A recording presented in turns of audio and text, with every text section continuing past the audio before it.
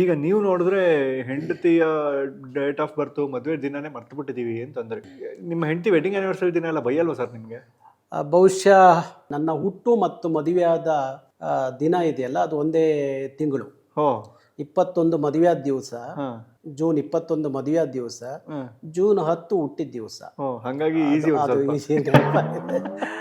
Escape ಆಗ್ಬಿಟ್ರಿ ಅಲ್ಲಿ ನೀವು. ಆ, ಅವರು ಹುಟ್ಟಿದ ಬರ ನೆನಪಿದ್ಯಾ ನಿಮ್ಗೆ? ಇಲ್ಲ, ಗೊತ್ತಿಲ್ಲ ನನಗೆ. ಏನಂತಾರೆ ಸರ್ ಅವ್ರಿಗೆ?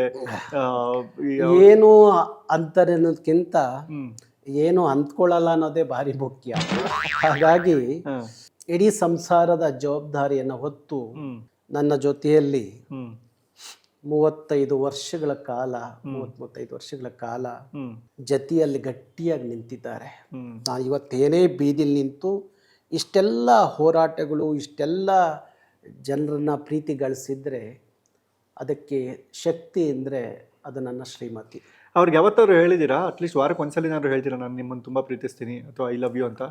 ಇಲ್ಲ, ನಾನು ಹೇಳ್ತಾ ಇರ್ತೀನಿ, ಹಾ ನಿಮಗೆ ಹೆಚ್ಚಿನ ಸಮಯ ಅವಕಾಶ ಕೊಡಲಿಕ್ಕಾಗಲಿಲ್ಲ, ಕ್ಷಮಿಸಿ ಅಂತ ಹೇಳಿ ಹ್ಮ್ ಅನೇಕ ಸಂದರ್ಭದಲ್ಲಿ ಹೇಳಿದ್ದೀನಿ.